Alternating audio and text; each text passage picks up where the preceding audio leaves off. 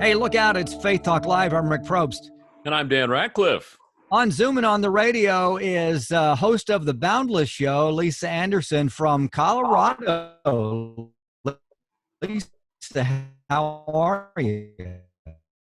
Hey, I'm doing well, guys. Good to see you. So you're in Colorado Springs. It's What's the weather like in Colorado Springs right now?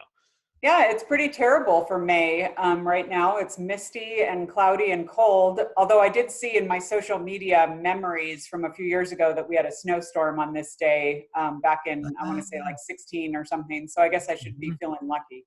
It could be worse, I guess, then. It could be worse. Springtime in Colorado, that's how we deal. Yeah. How's everybody at your house? Everybody healthy, doing well? You obviously are still, socially isolated there in Colorado Springs? Yeah, pretty isolated. And I'm like single, no kids. And so I do have a housemate who I get along with most of the time. So we're negotiating.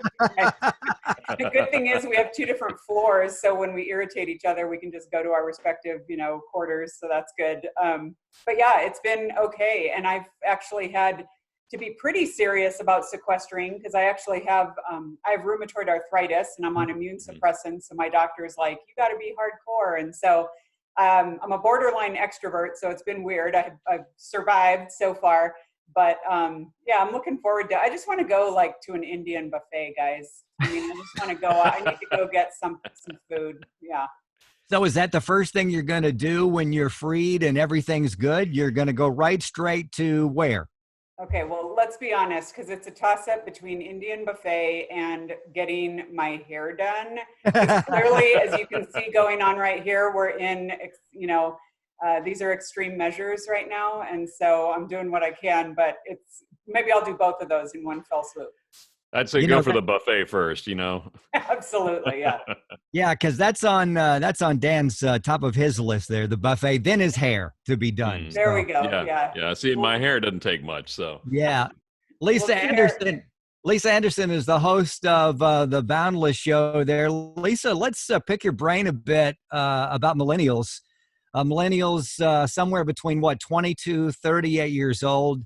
As I mentioned before we were live, my oldest son is a millennial, 31, and he's been working in the service industry for a long time. I think since he was 18, 17, and doing well, making good money, great attitude, saving money. It's all good. And then all of a sudden, bam, he is furloughed, laid off, and at home. How are the millennials faring during this whole ordeal?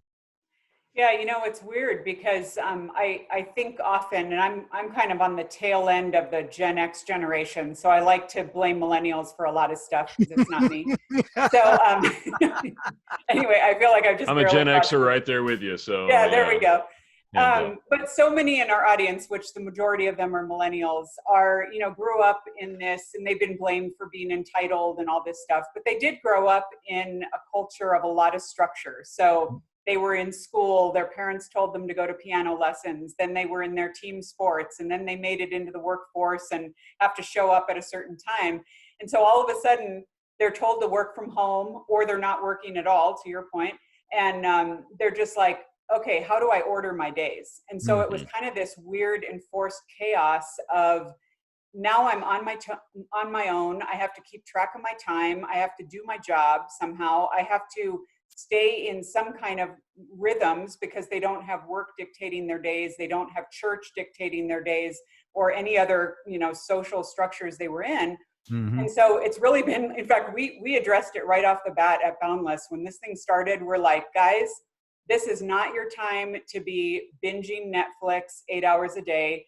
This is not your time to be scrolling through social media memes about coronavirus because you will just get depressed.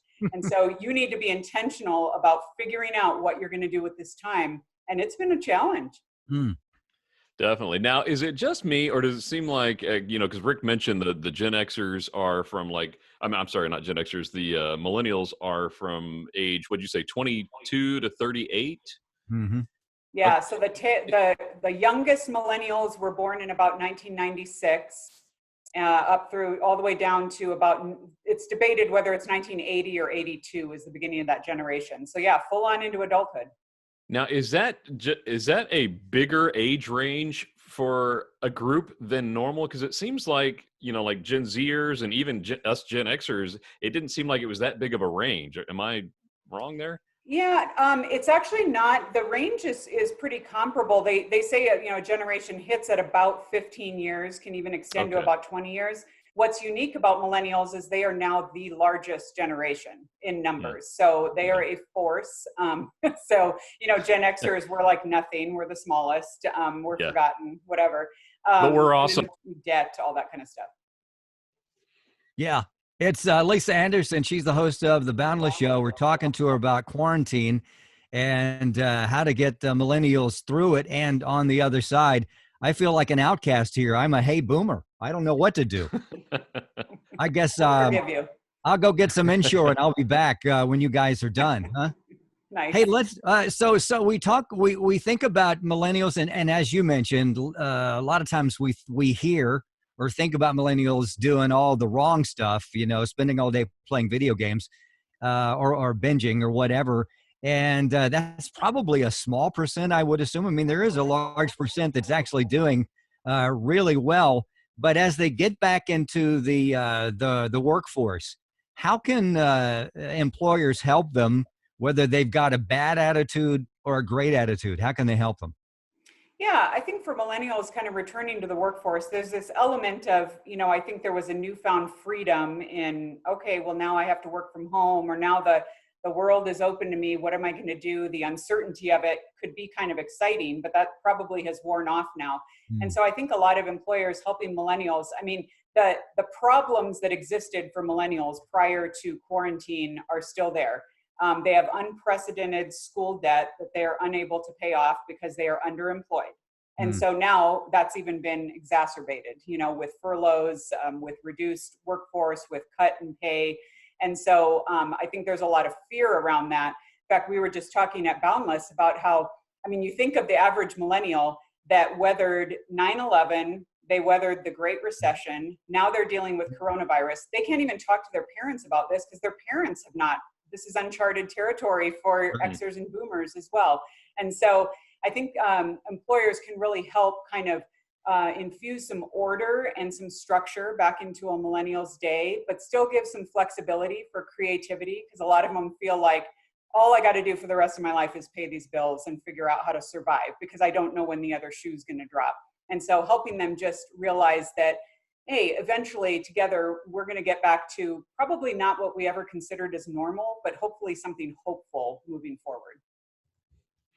Now, my screen froze there for a minute, so I apologize if I went away, but I'm back, and hopefully you haven't already covered this, but at least you have touched on it, at least some of the habits that millennials may have gotten into during quarantine. Some may be good, some may be bad. What are some of those habits that they should keep and some that they should kick to the curb?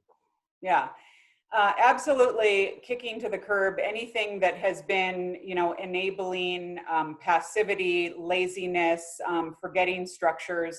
So again, if people have been like, hey, a lot in our audience were like, oh my goodness, I'm home now. I'm going to subscribe to 12 streaming services and just now is my time to watch all my shows. Now my time, God forbid, to get into Tiger King. If you have done that, stop it immediately. All right, now you're stepping on toes. I know, exactly. We're getting real here. We're getting real.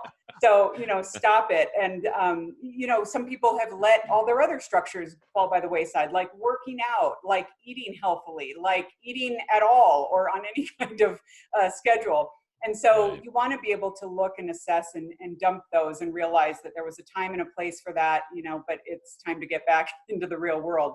That said, at Boundless, we began early on what we called the Boundless Quarantine Challenge to kind of intentionally put structure and purpose in our days. And the good things that have come out of that are looking outside of ourselves. So you may be at home, you may be stuck here, but who in your network, whether it's the elderly in your community or in your church or in your own family, are you reaching out to them? Are you providing them services that they can't do for themselves?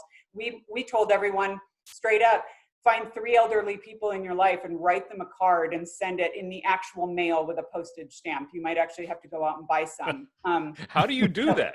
I know. It was like we gave a step-by-step instruction. Okay, that's good. Post office near you. But other things like, you know, you may want to do something, an intellectual pursuit. Are you giving the opportunity to yourself to sit down and read a book maybe you've not read, or figure out something else, you know, that would be a skill you can learn? Wow, that's so good. Lisa Anderson, host of The Boundless Show. Lisa, how can folks follow you, and how can they listen to your show? Obviously a podcast, download on their favorite venue. But is it weekly? Is it monthly? What is it? Yeah, the show comes out weekly. We usually put out a new show on a Thursday, and so they can find us everywhere, including Apple Podcasts and Stitcher and Spotify and all that. And then boundless.org is where we have articles, a group blog, and a community of young adults who are really willing to go after life in an intentional way. Hey, Lisa, you've been really a great guest. We'd love to catch up with you again, maybe 2-3 weeks, and see where we all are. We may still be here, you there and we here, but let's catch up and see where we're going with this thing, shall we? That would be great. Well, depending on whether or not I get my hair done, I'll be ready for you. But that's a priority, so we'll see. We might catch you at the Indian buffet, but there we go. I'll see you there. Microphone there. Awesome. Lisa Anderson, catch her show. And hey, we got to take a break. It is Faith Talk Live. I'm Rick Probst. And I'm Dan Ratcliffe. We'll be back.